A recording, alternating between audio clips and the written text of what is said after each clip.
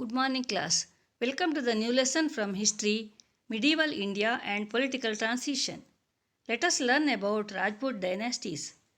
After the rule of Vardhanas, most of the western and northern India was ruled by Gurjara Pratiharas, Chandelas of Bundelkhand, Garwalas or Gahadwalas, Solankis, Paramaras, and many other Rajput dynasties. By the end of 12th century, Rajput kings like Prithviraj Chauhan, Jayachandra Garhwal, Paramadideva Chandela were the powerful kings of North India. The Pratiharas have claimed in many of their inscriptions that Lakshmana of Ramayana period, a Kshatriya of Suryavamsha, as the founding person of their family. These Pratiharas ruled Sindh region and Kanauj was their capital. Mihira Bhoja and Mahendra Pala were the powerful rulers of this dynasty. They fought back frequent attacks of Arabs. An Arab traveler named Suleiman had appreciated this kingdom. According to available evidences, Nagabhatta is the founder of this dynasty. Now the Garhwalas are Gahadwalas. Chandradeva, the founder of this dynasty, ruled northern India, keeping Varanasi as his capital city.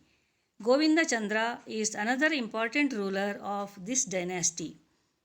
He extended his rule till Malwa and Magadha by defeating Palas. He also defeated the kings of Kalinga and Odisha. The rulers of Kashmir, Gujarat and Cholas had cordial relationship with Govinda Chandra. Next dynasty is Paramara dynasty. Paramaras came to prominence after the decline of Pratiharas. Upendra Krishnaraja, the feudatory king of Rashtrakutas, founded this dynasty. Daranagar was their capital. Bhoja is the most popular king of Paramara dynasty. He extended the Paramara state by defeating Kalyani Chalukyas, Gangas of Kalinga and northern Konkanas. Though Bhoja experienced ups and downs in political sphere, he remained undefeated in the area of literature. He himself was a poet.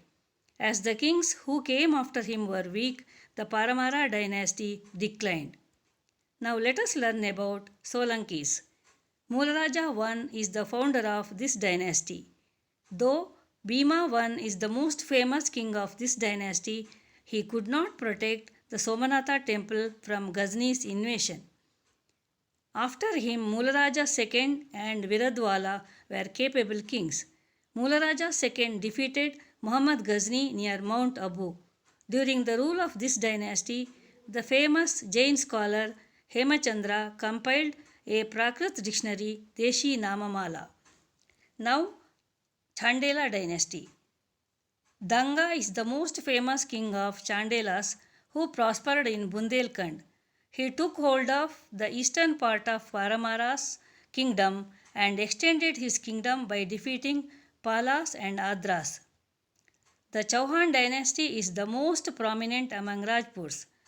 Prithviraj Chauhan, known for his bravery, defeated the Chandelas of Bundelkhand, gaining Maheba and Kalinjar.